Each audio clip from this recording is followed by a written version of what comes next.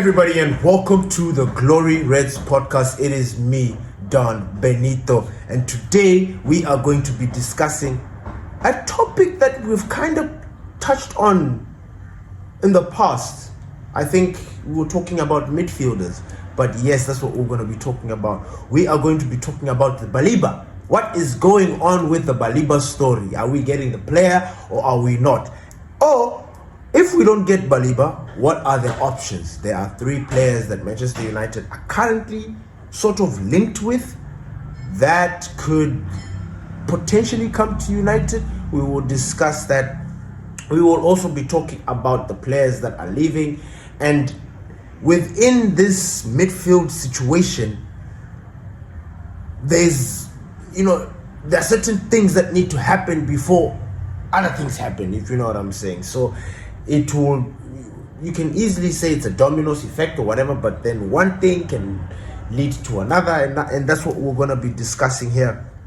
We're also going to be discussing the goalkeeper situation. Wagwan there, like, are we getting a keeper or are we not? Or should we just resign ourselves and just start thinking about Onana and staying with Onana? And without further ado, ladies and gentlemen, let's jump into it. But before we do, I'd like to take this opportunity to say thank you. We appreciate you guys. Please don't forget to click the link and don't forget to press the notification bell, hit that subscribe button, like, share our video. You know, we're trying to get to 100 and we're at 98. Thank you for being there for us. Thank you for supporting us. Thank you for interacting with our little channel. We appreciate you all. Right. So, Manchester United are in pursuit for a midfielder. As it turns out, Baleba was the midfielder that Manchester United wanted. They coveted him. I am worried about this Baleba situation because I think if we were not to get Baleba this season, I don't know if we're going to ever get him. Because our interest in Baleba has probably sparked interest in Man City or Liverpool or Arsenal or whatever. Because next season, or whenever it is that we're going to now try and pursue Baleba, it is going to be full of friction. There's going to be a lot of players that are... No, there's going to be a lot of teams that are in for Baleba. Now, personally, what I wish would happen is that Manchester United work on this deal with Baleba. In a sense, because they've been doing this with other players. They at one point did it with Quenda. Unfortunately, he ended up going to signing for Chelsea. But we've been trying to do this. Getting players that actually want to play for the badge. Getting players that actually want to play for Manchester United. So with this Baleba situation, since we are not able to spend or spread the money that we want to at the moment, and if we're thinking about the future, if we're thinking about taking it to the next level, then I think we need to have that discussion with Baleba where he understands, him and the club. We make it pure. We make an intent. We make it crystal clear to the club that, look, we want Baleba. Unfortunately, we can't get Baleba this time, but next season we want him. And they speak to Baleba and they have that discussion telling him, like, look, man, when you are done there, you're going to be coming here. And we want players that want Manchester United. I believe Baleba wanted Manchester United. He was pushing for Manchester United. It's just that the funds and what Brighton are looking for, it is just crazy. You know, 150 or 120 million for Baleba is expensive. It is a deal that needs care, due diligence. These guys need to sit down and plot this thing. It's not just something that you can work on within 2 weeks. So with that being said, my heart, even though it pains me to say this, but I don't think the Baleba situation is going to go further than this. Maybe these guys are going to try and get him in next season, or in January. I don't know. Whenever they have the money, I don't know. But I can guarantee you that the time when we do want Baleba, or the time when we do want to start making things happen, you are going to notice that there's going to be a lot of clubs, lurking, because the player is generational. The player is talented. his attributes and what he contributes to a football team is huge, which is why we wanted to get him. You understand? So the fact that we're sitting here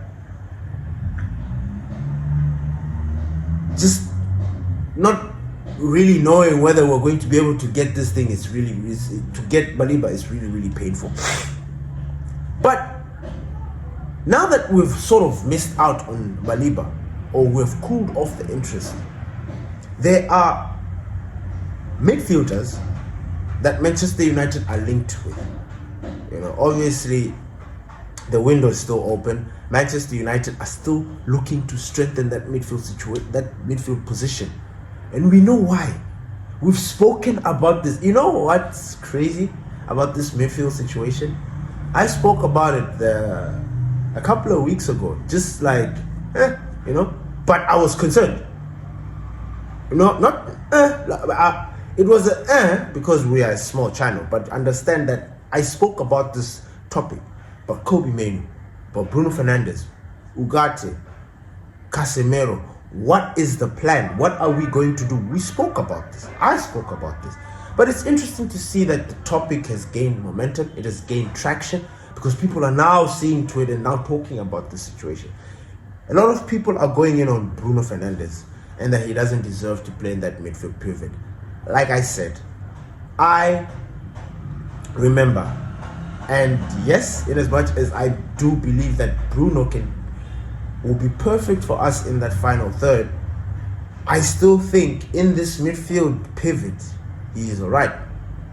And I know that's going to catch a lot of heat. I know a lot of you don't agree with me. But if there's one person in our team, I'm removing Casemiro here because Casemiro is soon to come. He's soon leaving. You know, we don't talk about Casemiro in that way because Casemiro's Casemiro. What are we gonna do? Like, he's there, doesn't want to leave. He's still got some time in his contract. We're trying to let's see it out. See, but we're panicking because of Bruno, Ugarte, and Kobbie Mainoo. I watch Bruno and I'm thinking to myself, this guy, his brain is just unbelievable, bloody believable. Bruno thinks like, I don't know. Now, obviously, he needs help, and a lot of people are just like this past game week. Oh no, Bruno, this, and I'm like, whoa. We worked as a team. Bruno doesn't necessarily. Yes, he does, but you know what I mean. He's that guy that moves around, that needs to be assisting here, assisting there, making sure that this player gets it here, trying to connect passes, trying to nick passes, trying to disturb the opposition. You know, he's always working.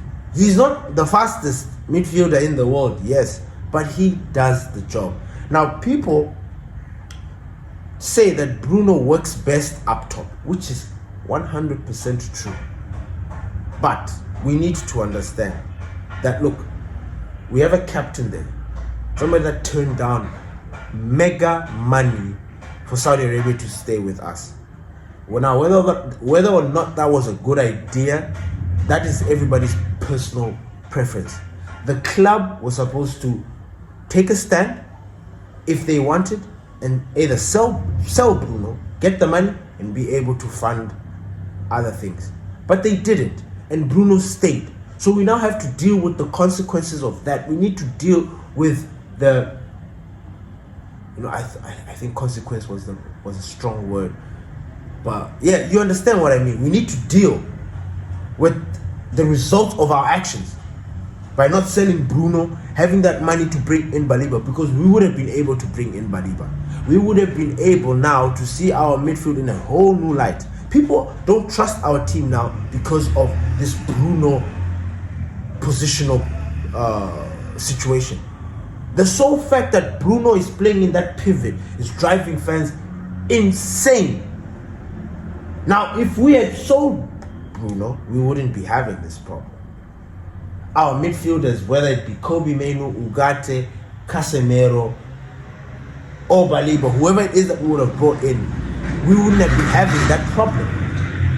But we are in this situation as it is right now. Why are people all of a sudden acting like... And the thing is, guys, I spoke about this in that episode.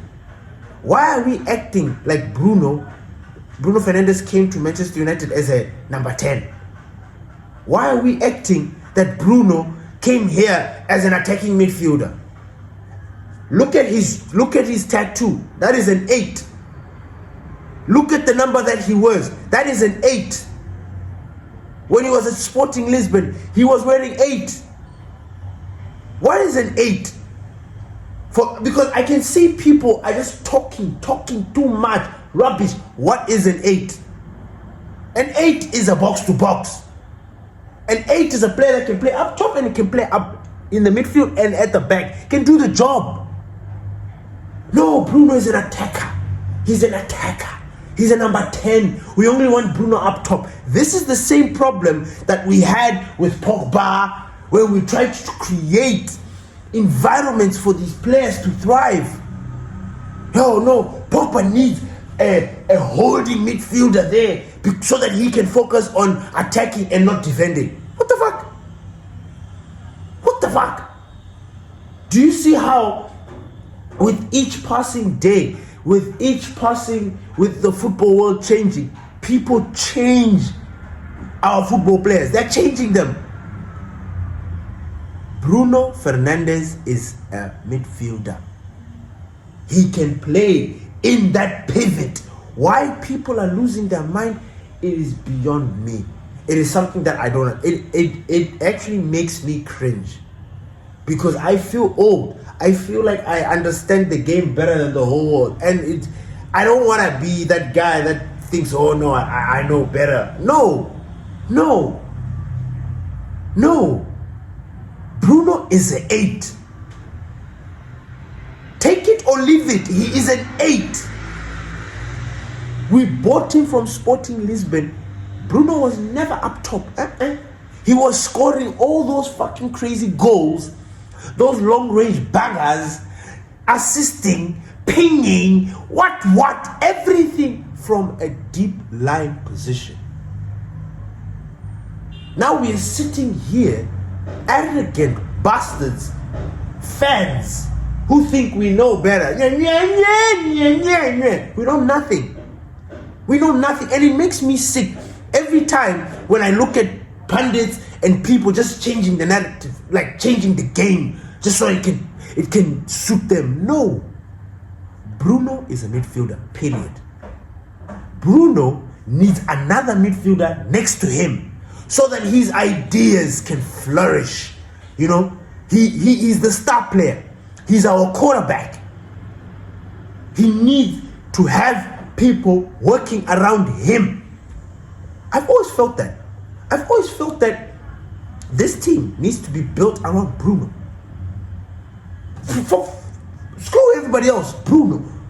Because when everything goes to shit, it is Bruno that is the guy that steps up all the time. Yes, I've had my moments with him. My relationship with Bruno, you know it. It's love. I mean, it's always been love. But that period where after he signed and after he got his new contract and he just wasn't doing it, we broke up. I was like, nah, Bruno, you need a timeout. I cannot have you play like this and I keep hearing Magnifico. So we kind of broke it off. Like but then he came back. Bruno's Bruno, guys. He's the maverick. And now we've got another maverick in Cunha and freaking Mbuemo. We've got players that can take the load off of Bruno. Guys, Bruno is perfect for that midfield. I know you don't see it now, but you will see it. You will see it. Even just thinking about suffocating Bruno and keeping Bruno in that number 10 position, it almost feels like we're suffocating him. Like killing his game. Because Bruno likes to be around the ball. So when you push him there, it's like you are stinging him that opportunity to be around the ball. So guys, Bruno's perfect where he is. Like anywhere in that midfield, Bruno is there. He's perfect.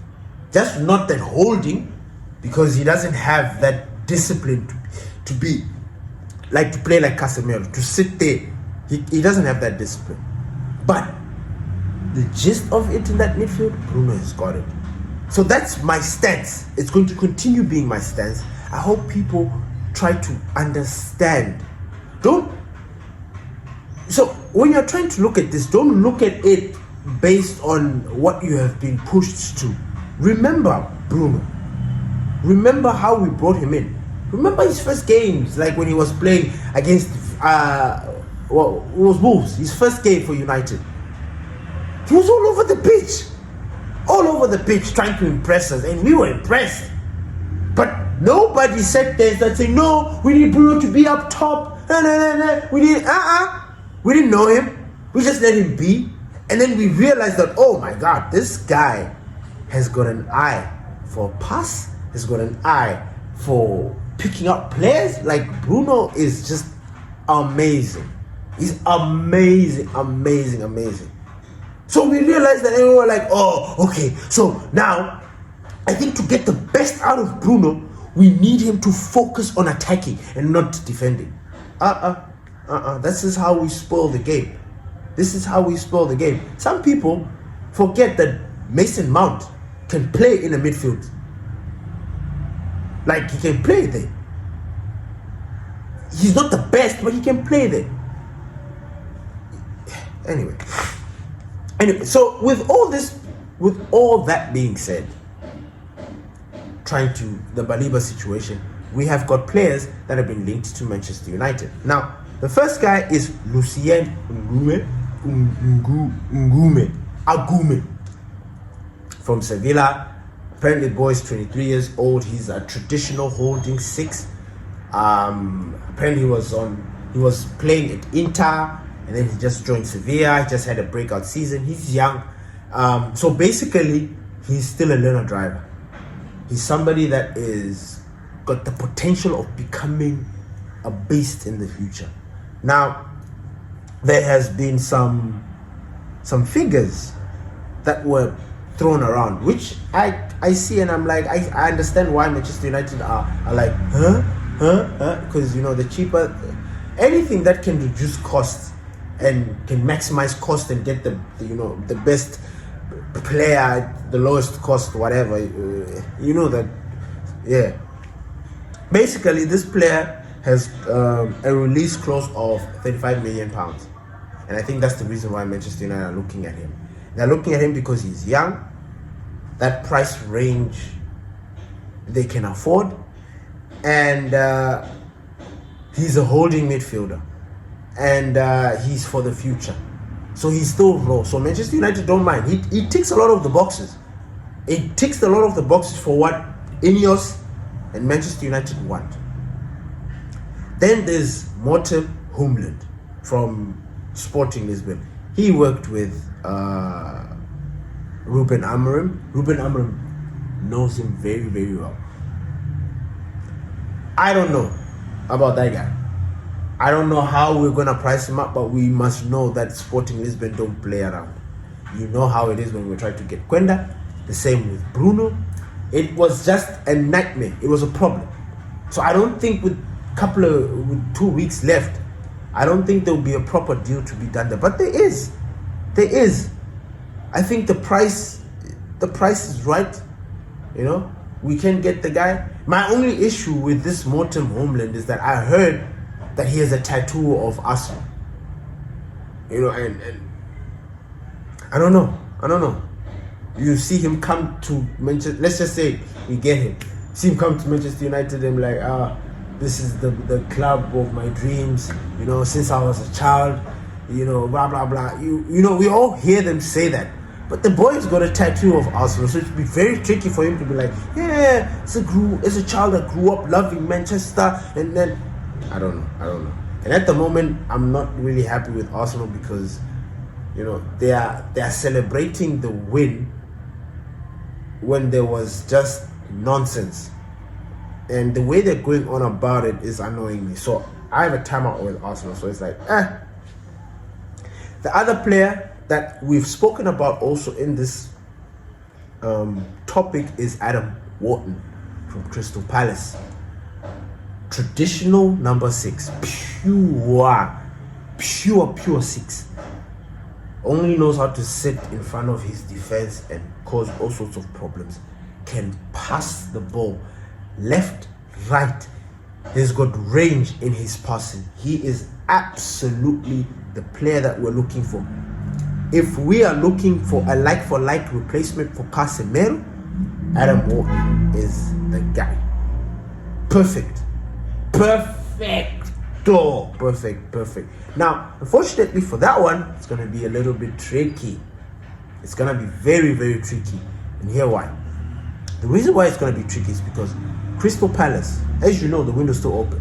So Crystal Palace are expecting to lose players. In particular, Mark Guehi and Eberechi Eze. If they were to lose those two players, forget the story about Adam Wharton, because then they will not sell. If they do sell, they will slap you with a price tag. You will never go back to Crystal Palace. So that's the situation that is happening there. So there is a potential deal to be done with Wharton. It just comes from Eberechi Eze with this deal going to Tottenham, and Guehi, this deal for, I don't know if it is Newcastle or Liverpool. One of those, they are on the verge of leaving and going and heading there. So those,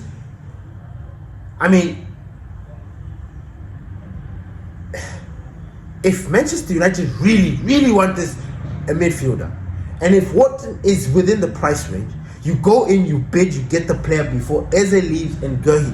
Make that issue for the other teams and not us. You understand? Because if Eze goes to Tottenham and then Guehi goes to Liverpool, and then we decide now, because we've missed out on Baleba, we've missed out on Mortem, we've missed out on everybody else, then we decide we're now going to freaking to Crystal Palace. I would like to have Adam Wharton, and they slap us with 120. There is nothing that we can do. We're going to have to eat it. We're going to have to take it.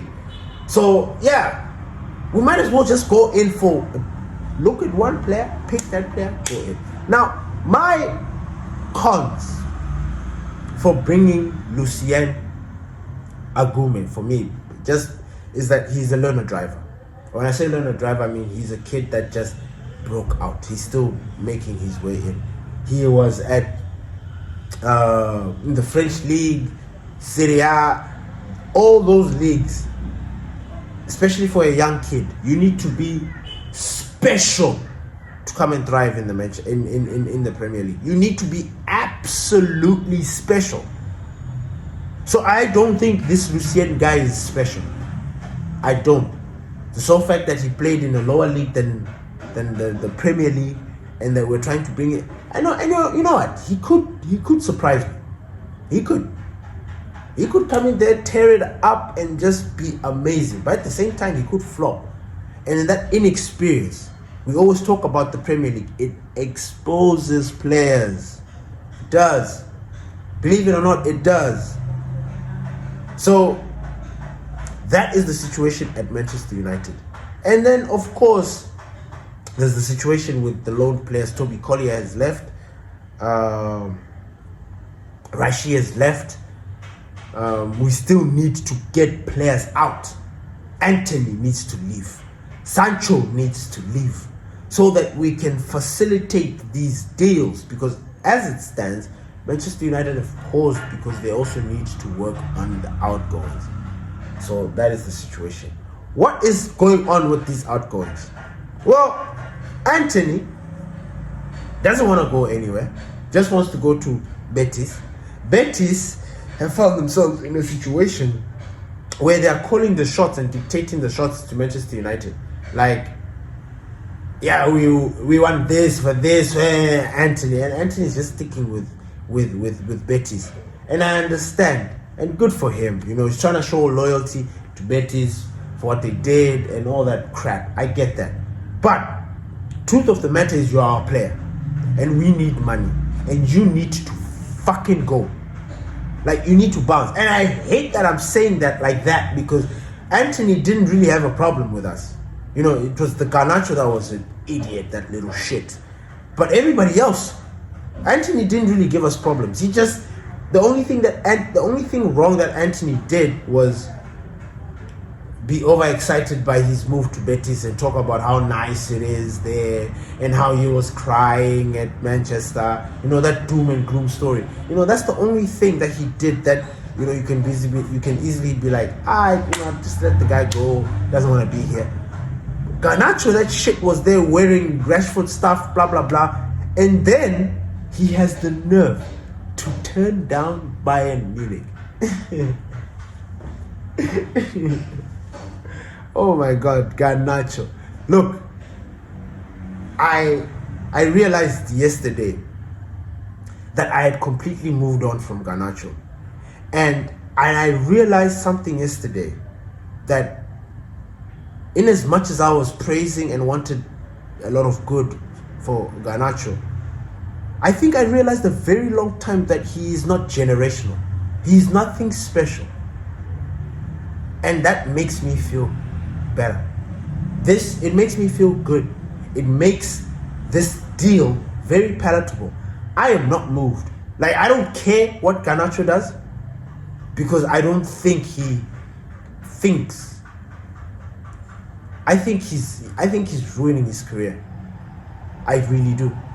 Unlike Mason Greenwood, who I love, by the way, because I'm taking sides. What are we if we don't take sides? I love Greenwood. I'd like to see him back. Finish. Anyway, unlike Greenwood, he wasn't given that liberty to, continue his life there. Everybody was just cancelled him out. He's gone. Garnachos, he's had time. He wants to still stay in England. He wants to be a villain. Everything that I'm seeing with him is just building up to be this villain. He only wants to go to Chelsea. Fair. Chelsea and Manchester United have got a very good relationship. Amazing relationship. We have this back and forth with players. We don't understand why it keeps on happening, but it happens. And good for Chelsea, for them, because they're in a position where they can buy players, sell players. They've got healthy revenue or like income, like money. Everything for them is nah. The only issue with them is that they've got a lot of players that are fighting for position. Now, if Garnachos ever thought that missing a place at Manchester United was something, good luck, my dude. Good luck playing at Chelsea. Good luck cementing your position there. Good luck. Good luck. Good luck. Good luck. If you're not Cole Palmer, miss me with that. Miss me. You have to be extra special. If you're not Caicedo, miss me. Garnachos is not going to play all the Chelsea games. No. He's not going to play all the big games. He has an attitude problem. Mix that with all the kids that are there. And the way Maresca does not bullshit. I've said my piece. I've said my part. I know it looks like I'm hating, but Garnachos is done. Why we keep on wasting time with him, I don't know what. Chelsea, them taking so long to sign Garnachos is a sign. Because if he truly was that player, that special player that everybody thinks he is, this guy would have been snatched. They wouldn't have wasted time. He would have been part of Chelsea as we speak. Garnachos is not playing. Garnachos is not training. He's sitting there at home doing jack shit. He's waiting patiently for this Chelsea deal to go through. That he had to turn down Bayern Munich. Now, call me crazy, but Bayern Munich are Bundesliga royalty. Football royalty. At the moment, I believe if there's any chance of getting into a team between Chelsea and Bayern Munich, I thought it was Bayern Munich. But I understand he wants to stay in the Premier League. Cool. We'll let him stay there. We'll see him and enjoy him as he chows bench. And there's a fixture. I think we're playing Chelsea not very far from now. In the next 3 weeks, we'll be playing Chelsea. So Garnachos will be part of that squad.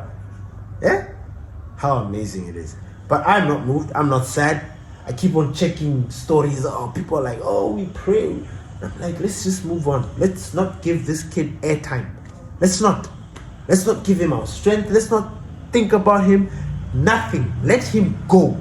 The same way he was able to disrespect us should be the same way we forget about him. It's that simple.